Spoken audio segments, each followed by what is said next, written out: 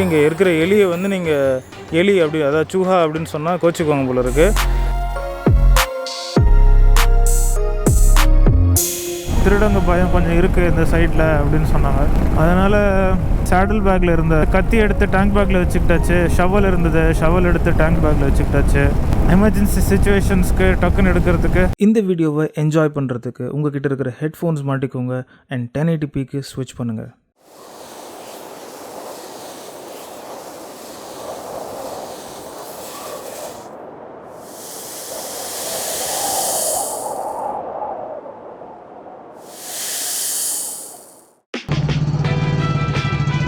வீட்டிலேருந்து கிளம்பி இன்னையோட 13வது நாள். இவ்வளோ நாளாக தெரியல, ஆனால் இப்போ கொஞ்சம் கொஞ்சமாக ஃபேமிலி மிஸ் பண்ணுற ஃபீலிங் வருது, எஸ்பெஷலி என்னோடய குட்டி பையனை. ஆனால் அதெல்லாம் தாண்டி இவ்வளோ தூரம் சக்ஸஸ்ஃபுல்லாக வந்திருக்கும். ஆல்மோஸ்ட் 3800 கிலோமீட்டர்ஸ் தூரம் வந்திருக்கும் பைக்கில். ஒரு நல்ல டீம் செட் ஆகிருக்கு. ஏன் இதை ஒரு நல்ல டீம்னு சொல்கிறேன்னா, இந்த குரூப்பில் ஃபர்ஸ்ட் டைம் லாங் ரைட் பண்ணுறவங்களும் இருக்காங்க அண்ட் நிறைய லாங் ரைட் எக்ஸ்பீரியன்ஸ் உள்ளவங்களும் இருக்காங்க. எல்லாருக்கும் வேறு வேறு எக்ஸ்பீரியன்ஸ் லெவல் இருந்தாலும் ஒரு நல்ல கோஆப்ரேஷனாக இருந்தது. அன்றைக்கி காலையில் தாங்க ரியலைஸ் பண்ணேன், இந்த டீம் கூட இந்த ட்ரிப்பில் இதுதான் ஃபைனல் ஸ்ட்ரெச் பைக்கில். Hey guys, welcome back to the channel. எல்லாரும் எப்படி இருக்கீங்க? எல்லோரும் சூப்பராக இருப்பீங்கன்னு நினைக்கிறேன். நம்ம வந்து இப்போ பிகானேரில் இருக்கோம், பிகானேரோட ஸ்ட்ரீட்ஸில் இருக்கோம். And today we are riding from Bikaner to Jaipur.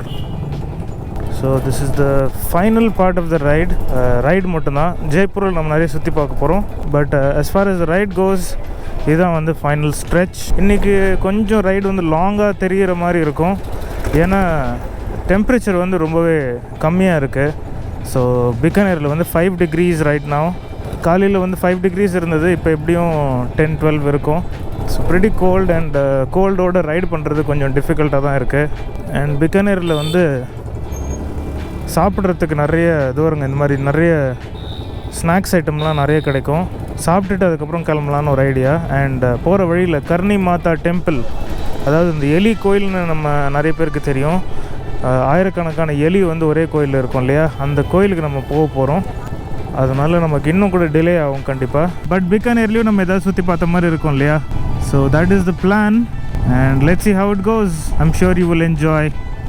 ஒரு குரூப்பை வச்சுக்கிட்டு நல்ல கடையாக தேடுறது வந்து கொஞ்சம் கஷ்டமாக இருக்குது சாப்பிட்றதுக்கு. நம்ம தனியாக வந்தோன்னா எங்கே வேணாலும் நம்ம சாப்பிட்லாம். பட் குரூப் கூட இருக்காங்கன்னா எல்லாருக்குமே ஓரளவுக்கு நல்லா இருக்கிற மாதிரி கடையில் நிறுத்தினா தான் nobody will have complaints. And by the way, நீங்கள் நம்ம சேனலுக்கு புதுசு சப்ஸ்கிரைப் பண்ணல அப்படின்னா கண்டிப்பாக சப்ஸ்கிரைப் பண்ணுங்கள். பிகாஸ் இதுக்கப்புறம் வர வீடியோஸ் எல்லாமே நீங்கள் பார்க்கணும் அப்படின்னு நினச்சிங்கன்னா அது பண்ணால் தான் உங்களுக்கு ஃபாலோ பண்ணுறதுக்கு ஈஸியாக இருக்கும். அண்ட் ஆல்சோ அது கூடவே அந்த பெல் ஐக்கானும் ப்ரெஸ் பண்ணிடுங்க. அப்போ தான் நான் எப்போ வீடியோ போடுறேனோ அப்போ கரெக்டாக நீங்கள் பார்க்க முடியும். நிறைய travel videos, travel related videos இது எல்லாமே வந்து ஆன் அ வீக்லி பேசிஸ் போட்டுட்ருக்கேன். இப்போ ட்ரிப்பில் இருக்கிறதுனால ரெகுலராக போட முடியல, பட் வந்த உடனே கண்டிப்பாக ரெகுலராக போட ஆரம்பிச்சிருவேன். So stay tuned for that. Look at the streets of Bikaner.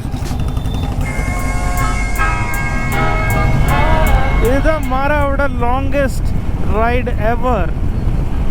வீட்டை விட்டு இவ்வளோ தூரம் தள்ளி ரைடு பண்ணுறது மாராக்கு இதுதான் first time. Almost 3,800 kilometers apart. Exciting, you know, so exciting. Ride இவ்வளோ தூரம் வந்து ரொம்பவே சூப்பராக இருந்தது. நீங்கள் எதேச்சியாக இந்த எபிசோட் நடுவில் இருந்து பார்க்குறீங்க அப்படின்னா ஐ ஹைலி ரெக்கமெண்ட் யூ இந்த சீரியஸோட மற்ற எபிசோட்ஸும் போய் பாருங்கள். பிகாஸ் இது நம்ம ராஜஸ்தான் ரைடோட டே 13. நான் பெங்களூர்லேருந்து ஜெய்ப்பூருக்கு இப்போ ரைடு பண்ணிகிட்ருக்கேன். நம்ம கவர் பண்ண சிட்டிஸ் பார்த்தீங்கன்னா பெல்காம், மும்பை, அஹமதாபாத், ஸ்டாச்சு ஆஃப் யூனிட்டி நடுவில் பார்த்தோம். அதுக்கப்புறம் உதய்பூர், ஜோத்பூர், அப்புறம் ஜெய்சல்மேர், அதுக்கப்புறம் இப்போ பிகானேர் அண்ட் பிகானேர்லேருந்து Jaipur. What an amazing ride. ரொம்பவே எக்ஸைட்டடாக இருக்கேன் இது எல்லாமே உங்கள் கூட ஷேர் பண்ணுறதுக்கு. இந்த வீடியோஸ் வர்ற வரைக்கும் பொறுமையாக இருந்தவங்களுக்கு ரொம்ப ரொம்ப பெரிய பெரிய தேங்க்ஸ். இந்த ரைடு நல்லபடியாக முடிப்போம். Let's come back with awesome memories. So thank you for supporting. உங்கள் ஃப்ரெண்ட்ஸ்க்கும் ஷேர் பண்ணுங்கள். So here we are, Karni Mata temple. இங்கே பாருங்கள், இதுதான் வந்து ஃபேமஸ் ஃபார் அந்த thousands of rats in a single temple. So நம்மளும் போய் பார்ப்போம் எப்படி தான் இருக்குன்னு.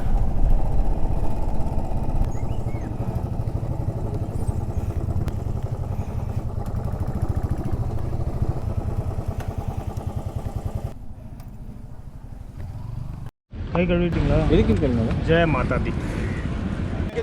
புறாவுக்கு போடுறதுக்கும் எலிக்கு போடுறதுக்கும் பிரசாதம் கொடுத்தாங்க. ஸோ அதை வாங்கிட்டு தான் உள்ளே வந்திருக்கோம். இப்போது பாருங்கள் எப்படி இருக்குன்னு. இந்த கோயிலுக்கு வெளியே நிறைய புறா பார்க்கலாம். இங்கே மட்டும் இல்லை, ராஜஸ்தானில் நிறைய இடத்துல பறவைகளுக்கு தீனி போடுறது வழக்கம். அதனால் இந்த மாதிரி பொதுமக்கள் வர்ற நிறைய இடத்துல புறா, குருவி இதெல்லாம் நிறைய பார்க்கலாம்.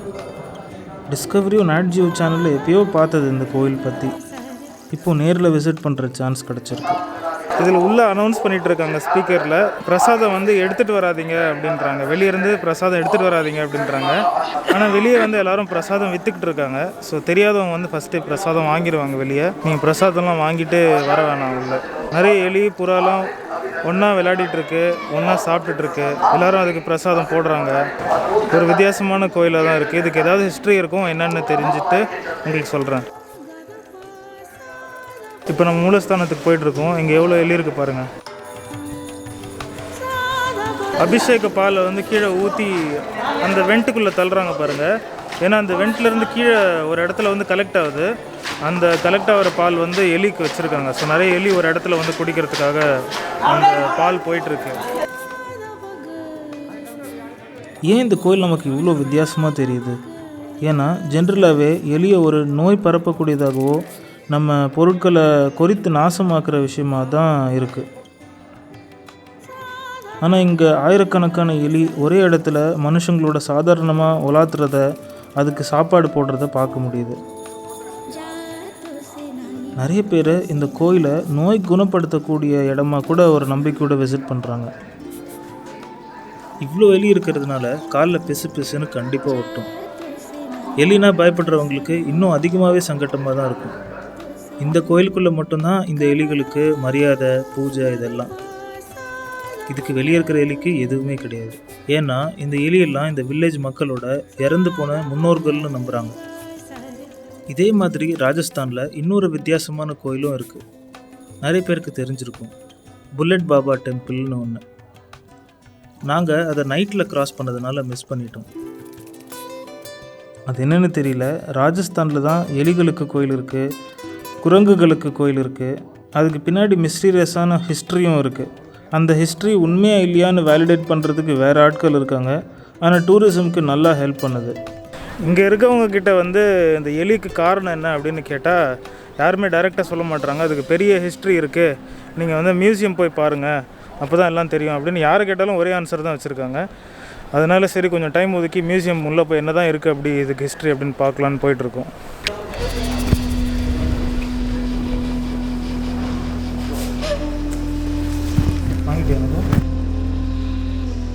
அதாவது கர்ணி அப்படின்ற ஒருத்தவங்க வந்து துர்காவோட அவங்க என்ன பவர்ஸ் இருக்குமோ அந்த பவர்ஸோடு இருந்ததா ஹிஸ்ட்ரியில் வந்து போட்டிருக்காங்க. அவங்க நிறைய பண்ண விஷயங்கள், பீப்புளுக்கு எப்படிலாம் ஹெல்ப் பண்ணாங்க அப்படின்ற விஷயங்கள் தான் மியூசியமில் வந்து ஒரு ஃபோட்டோவாக போட்டிருக்காங்க.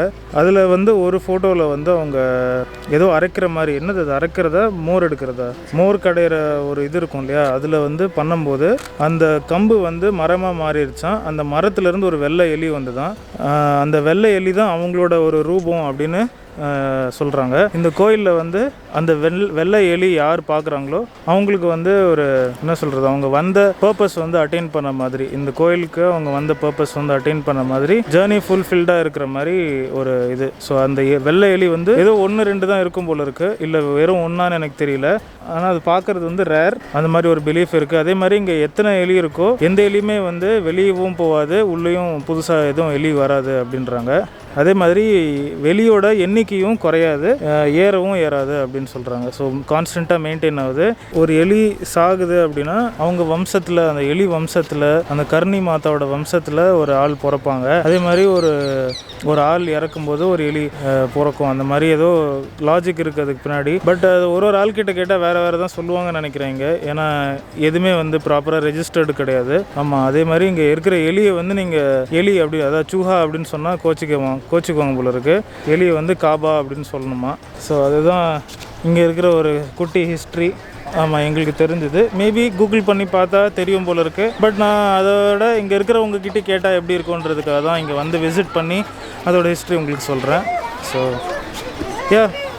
Let's go. ஸோ சரவணன் வந்து இதான் நம்மளோட கடைசி நாள் நம்ம கூட. அவர் வந்து தனியாக உதய்பூர் போகிறாரு, அஜ்மீர் போயிட்டு உதய்பூர் போகிறாரு. நம்ம வந்து ஜெய்ப்பூர் போகிறோம். சரவணன் எப்படி இருந்தது நம்ம கூட எக்ஸ்பீரியன்ஸ்? எதுவுமே சூப்பராக இருந்தது. 7 நாளா 8 நாளா எத்தனை நாள்னே தெரியல, போனதே தெரியல.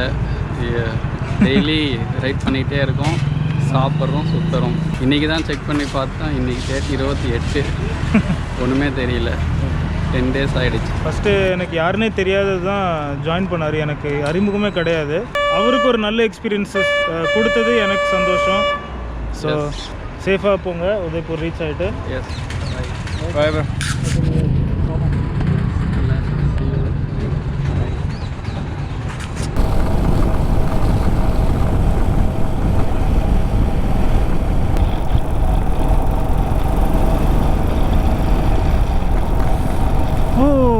Sunset behind me almost. Over the moon. You got me down again. And a sunset on the desert.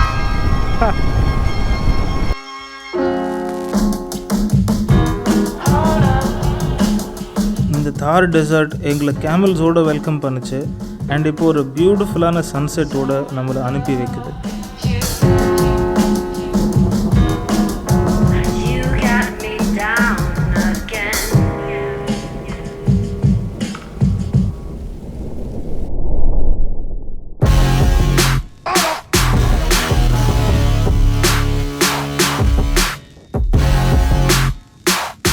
என்னதான் எங்களுக்கு வெள்ளை எலி கண்ணில் படலைனாலும் எனக்கு இந்த ட்ரிப்பில் முழு திருப்தி கிடச்சிது. ஆஸ் எ வியூவர் உங்களுக்கும் திருப்தி கிடச்சிருந்தா ஒயிட் காபா அப்படின்னு கமெண்ட் பண்ணுங்கள்.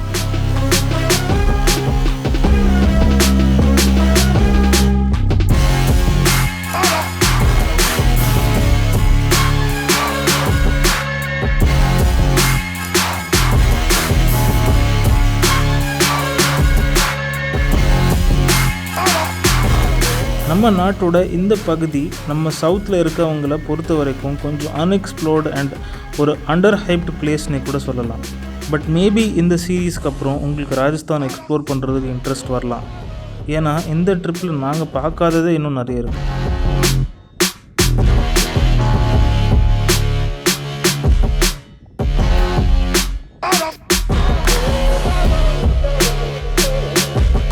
கைஸ், ட்ரோன் ஷாட்ஸ் உங்களுக்கு ரொம்ப பிடிச்சிருக்கும்னு நினைக்கிறேன். நான் எடுக்கும்போது ரொம்ப என்ஜாய் பண்ணுறேன். I really love doing this. And நமக்கு பிடிச்சது பண்ணும்போது கண்டிப்பாக அதோட அவுட்புட் நல்லா இருக்கும் இல்லையா? எனக்கு இதுதாங்க ஆசை, எல்லா இடத்தையும் எக்ஸ்ப்ளோர் பண்ணணும். இந்தியாவோட கார்னர்ஸ் எல்லாத்தையும் எக்ஸ்ப்ளோர் பண்ணிவிட்டு அதை வந்து நம்ம மக்களுக்கு தெரிய வைக்கணும். வீடியோஸ் மூலமாக அழகான வீடியோஸ் க்ரியேட் பண்ணணும், தரமான வீடியோஸாக இருக்கணும். இந்தியா பற்றி என் பையன் அதுலேருந்து நிறைய கற்றுக்கணும். எப்படி லைஃப் என்ஜாய் பண்ணணுன்றது என் பையன் கற்றுக்கணும்.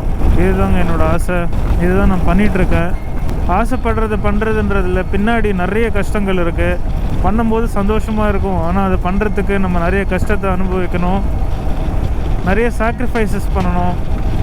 லைஃப்பில் எதுவுமே ஈஸி கிடையாது. என்ஜாய் பண்ணுறதும் கஷ்டம்தான். ஆனால் கஷ்டப்படுறோமா இல்லை என்ஜாய் பண்ணிக்கிட்டே கஷ்டப்படுறோமா அப்படின்றது தான் டிஃப்ரென்ஸு. எது பெட்டர் நீங்களே சொல்லுங்கள்.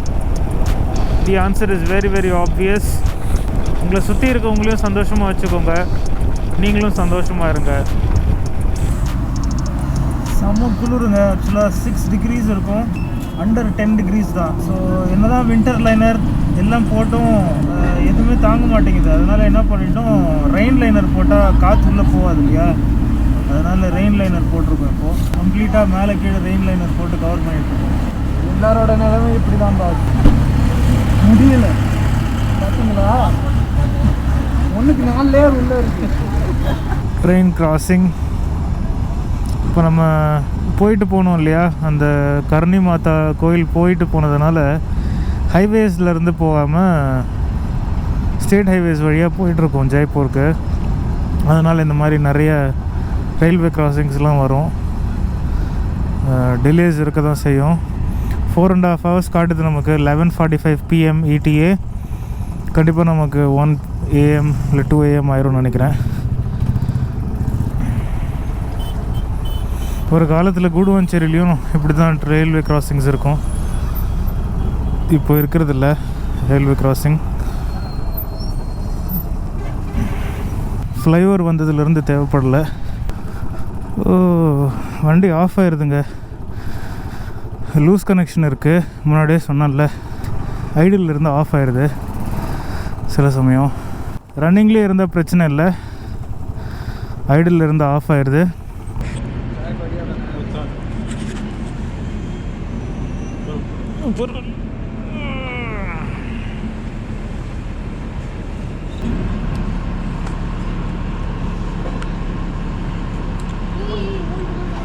சரியான குளிர். ஆனால் இந்த ரெயின் லைனர் வந்து காப்பாற்றுது. நடுவில் எப்பயுமே நாங்கள் நிறுத்துகிற மாதிரி நிறுத்தி, இங்கே ஆல்மோஸ்ட் எல்லா டீ கடையிலுமே வந்து இந்த மாதிரி நெருப்பு வச்சுருக்காங்க. ஸோ நெருப்பில் வந்து குளிர் காஞ்சிட்ருக்கோம். இன்னும் ஒரு 3 hours இருக்குது இன்னும். ஸோ நமக்கு எப்படியும் ஒரு 4.5 hours 5 hours ஆகும். இன்னும் இந்த மாதிரி எத்தனை பிரேக் எடுக்க போகிறோம்னு தெரியல. எந்த கடையிலலாம் இந்த நெருப்பு இல்லையோ நாங்களே வந்து இப்போ வுட்டை வந்து கலெக்ட் பண்ணி எரிய வச்சு குளிர் காய வேண்டியது தான்.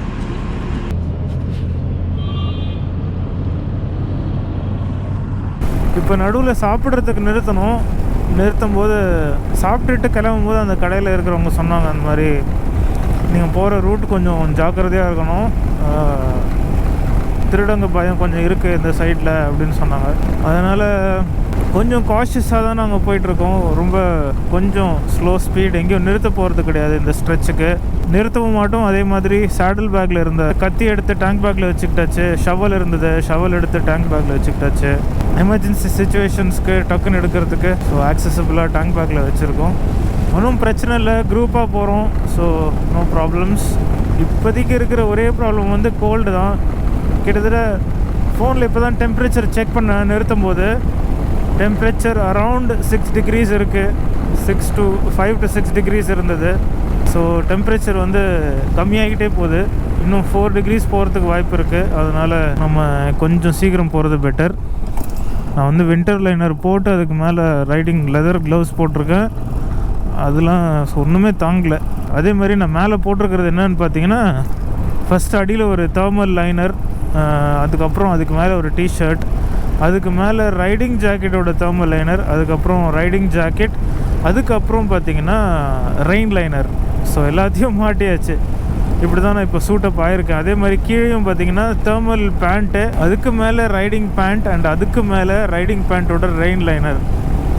ஸோ இப்படி தான் இருக்குது. ஸோ ஜெய்ப்பூர் ரீச் ஆகும்போது என்ன டைம் இருக்குதுன்னு நான் உங்களுக்கு ரீச் ஆகிட்டு சொல்கிறேன். Almost reach Jaipur. இன்னும் ஒரு 20 minutes இருக்குது. அண்ட் டைம் வந்து 1:30 AM கிட்ட ஆகுது. ஸோ ரீச் ஆகிறதுக்கு எப்படியும் 2 AM இருக்கும். So reached Jaipur 1:40 AM. 1:40 AM ஆகுது. அண்ட் இப்போ வந்து நம்ம ஜிப்சி மங்கி அப்படின்னு ஒரு ஹாஸ்டலில் ஸ்டே பண்ண போகிறோம். Approximately 300 rupees per person for dormitory நினைக்கிறேன். அண்ட் ப்ரைவேட் ரூம்னாலும் கிட்டத்தட்ட almost same price. Gypsy Monkey में जाना है क्या? हाँ, यहाँ से चल जाओ. नहीं बुकिंग है ऑलरेडी. हाँ, कौन सा होटल है? जिप्सी मंकी वो उधर पीछे है.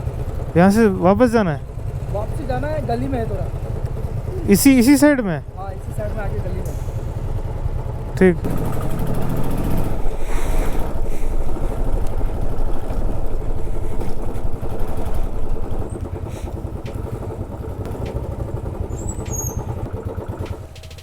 இதான் எப்பா இந்த லோக்கல் இருக்கானுங்களே, இவங்களை சமாளிச்சுக்கிட்டு வர்றதுக்குள்ளே போதும் ஆயிடுது.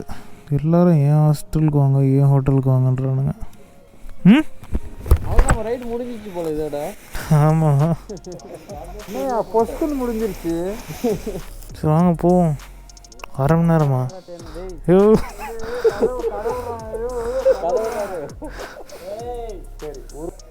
ஃபைனலி ஜெய்ப்பூர் ரீச் ஆயிடுச்சு. அண்ட் நம்ம ஜெய்ப்பூரில் சில பிளேசஸ் பார்க்க போகிறோம், ஃபுட் ட்ரை பண்ண போகிறோம், அண்ட் அதுக்கப்புறம் பைக் டிரான்ஸ்போர்ட் பண்ண போகிறோம். ஸோ அதெல்லாம் நெக்ஸ்ட் எபிசோட்ஸில் வரும். மறக்காமல் அந்த லைக் பட்டனை தட்டி விட்டுட்டு இந்த வீடியோவை ஷேர் பண்ணி விடுங்க. இது எல்லாமே ஃப்ரீ தான்.